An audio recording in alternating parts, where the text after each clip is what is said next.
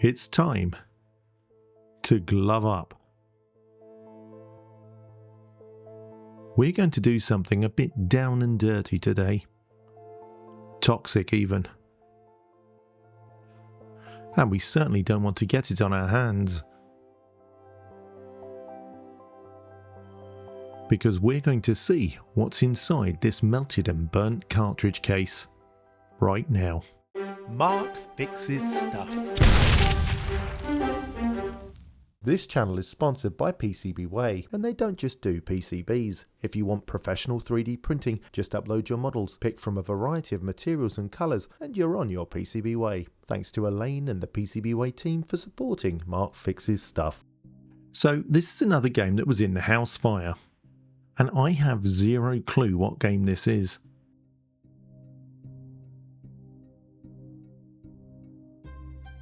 Although it was in one of the hottest parts of the fire, I think the PCB might have been preserved by the case melting over the top of it, like a protective layer. If we look at the edge connector fingers, they don't look too bad. Well, not when compared to some of the other cartridges we've seen. Where the case is melted, I can kind of see where the PCB is, so I think this is quite a short PCB with one or maybe two EEPROMs. I think we'll start by taking out these two screws. It can't hurt. And for that, it gives me an opportunity to shill my ES20 electric screwdriver set. Honestly, at this point I'm kind of doing it as a running joke, but you can buy one of these from the link below, and if you do, I'll get a kickback of a couple of dollars. It's really quite useful, and it's got lots of different tips. And you know how I love a variety of tips. I'm actually surprised because, unlike the last cartridge we attempted, the screws come out really easily. I'm not sure how much it will help though, because the case is fused together. But at least we won't be fighting against the metal hardware embedded in the plastic anymore. Instead of cutting through this case, I thought we'd use some of our brute force and ignorance. With that in mind, I'm just going to try to pull it apart. Without breaking the PCB, of course. And yes, it does look like a little face. Immediately, the left-hand side of the cartridge starts to give, so that's quite hopeful, and I can see the PCB inside.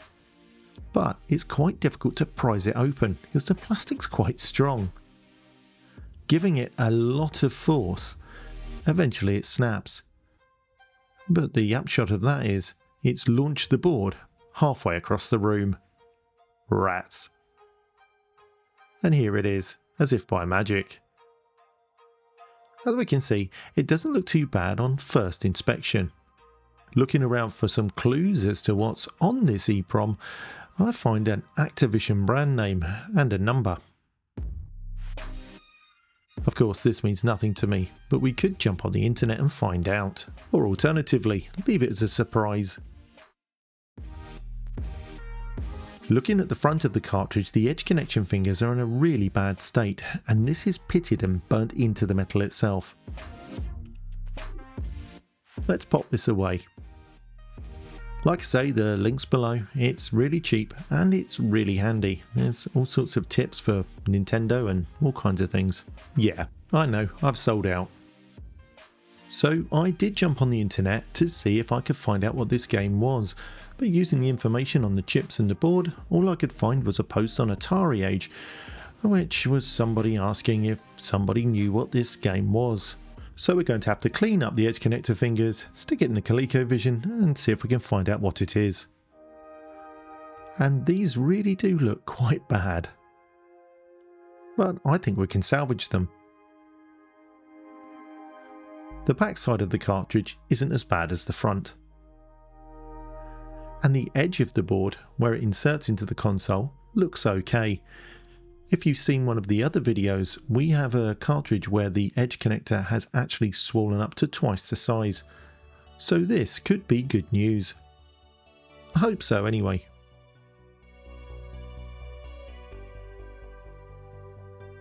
In order to show you how heat has embedded these contaminants into the board, I'm using a dry cotton bud at first to show you that nothing comes off. Well, not much anyway. The next thing we're going to try is some isopropyl alcohol, which we'll apply liberally.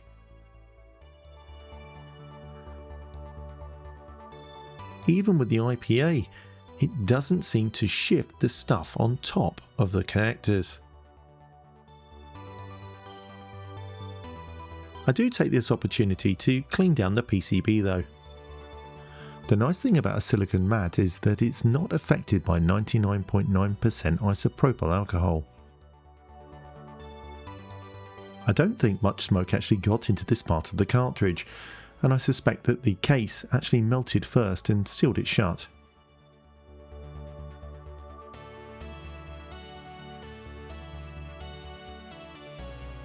And no matter what I do, I can't seem to remove the embedded soot from the contact fingers.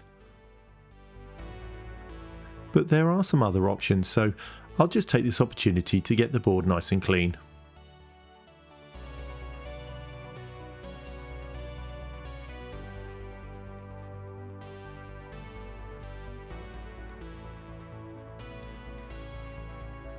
Yep, this soot is properly embedded. And we can see on the substrate of the PCB that that's stained with soot as well. I give all the contacts a good hard rub with my sacrificial lint-free cloth. I want to see if anything lifts off, but nothing's left on the cloth really. I do the same on the reverse, although these contacts aren't quite as bad. And again, there's no joy. It's almost as bad as when we started. Time for some more extreme measures, I think. First I'll dry the isopropyl alcohol off of the board and the chip. The nice thing about isopropyl alcohol is it doesn't conduct electricity, making it ideal for electronics. It also evaporates pretty quickly, leaving the board ready to work on. Let's have a quick clean up, and then we can crack on with getting those edge connector fingers ready to rock.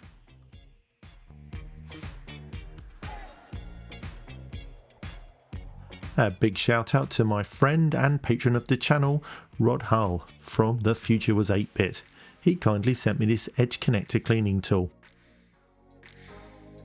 I don't think that it's got the power to remove this baked on soot, but we're going to try this first because it's one of the more gentle approaches to cleaning edge connectors.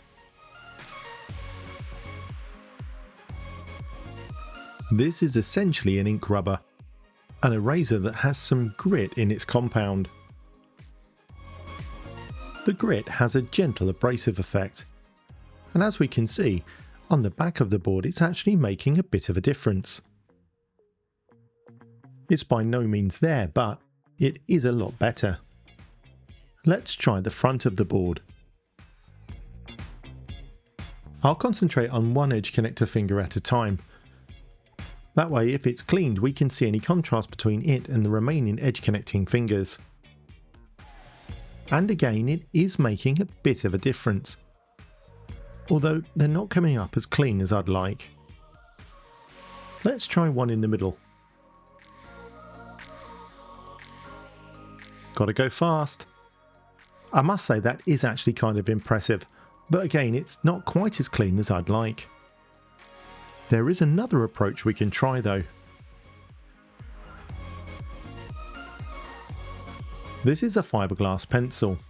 It's lots and lots of very sharp fibreglass hairs. This is a more drastic solution than the rubber.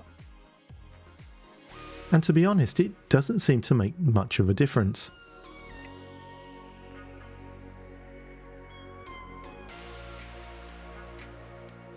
Yeah, it's not actually that great.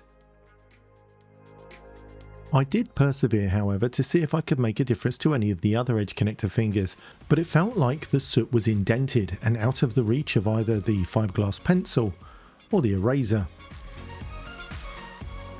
leaving me feeling a bit frustrated. At this point, I was starting to think that I might need another solution. But I was also heartened by the fact that I was getting somewhere, with the contacts looking a lot better. But these cart connectors were still a bit too manky to put into my ColecoVision. So it's time to crack out the all-purpose metal polish. It's a powerful abrasive polish with a pleasant smell. I think I'll be the judge of that. The joy of using gloves is you can just apply the polish with your finger. I've used this polish on other retro items with outstanding results, so I'm pretty hopeful. I found the best thing to do is pop it on and then let it sit for a little while. This gives the compounds within the polish time to interact with the top layer of the contacts. I've used this polish on rusty shielding and Nintendo cartridges in the past, so, well, here's hoping. And we'll move my edge connector out of the way as well. Thanks, Rod.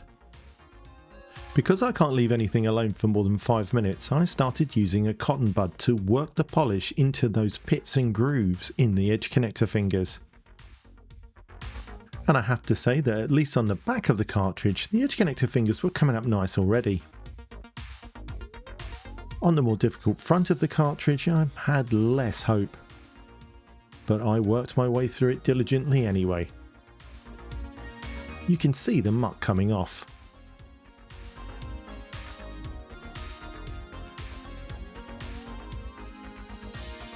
This polish is great, but it's not a miracle solution and it does take some elbow grease, or finger grease in this case. I kept working the back and the front of the PCB over and over and over again, until eventually it was time to start cleaning off the polish. Initially I did this with a clean cotton bud. Then it was back with another rub of the sacrificial lint-free cloth. And the back of the cart has come up astounding. I then took my attention to the front of the cart. And again, look at that. That's blinding. Quite literally. Well, I'm quite pleased with that and I'm happy to put that in my ColecoVision. The polish also seems to have cleaned the staining on the PCB material itself. Mind you, the ColecoVision is still looking a bit manky. I should get round to refurbing this. Popping my fingers in to hold the slot open, I insert the part. And we flick on the switch. And holy guacamole, this one survived the fire as well. And that's Hero. That's a great game, so that's a win. But we can't let it sit around naked. Luckily I've got a plan for that, but we'll have to have a bit of cleanup first. Let's get rid of that. And we'll give the mat a blast with some window and glass cleaner. With vinegar. It genuinely seems to clean everything. So, knowing that this was on the way, I asked PCBWay if they would make me some shells for my cartridges. I appreciate that not everybody's got a 3D printer, so I just went for their lowest cost structural PLA prints.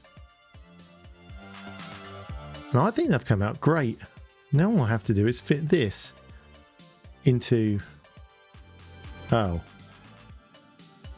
And this is where I ran into a problem. Try as I might, I couldn't get the board to fit, which confused me because all my other boards fit into these shells. And then the penny dropped.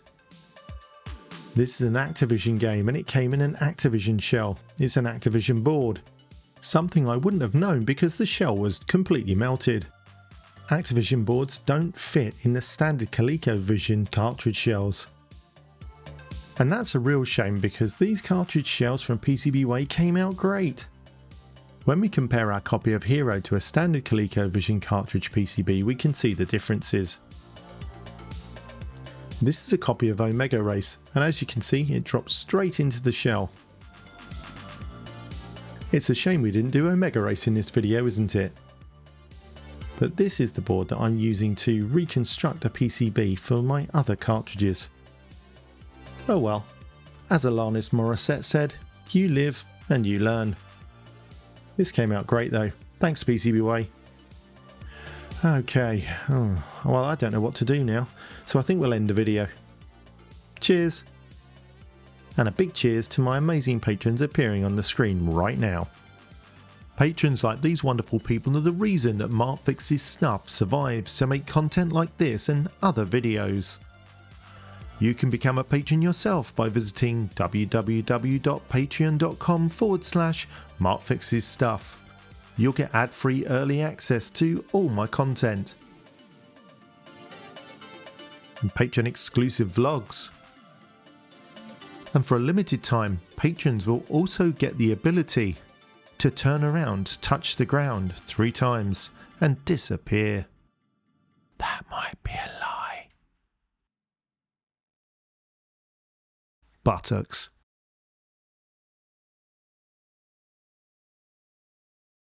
Thanks for watching. Why don't you watch one of these other videos? Why don't you watch one of these other videos? And why have I been plunged into silence? That's not right. Okay, thanks. Bye.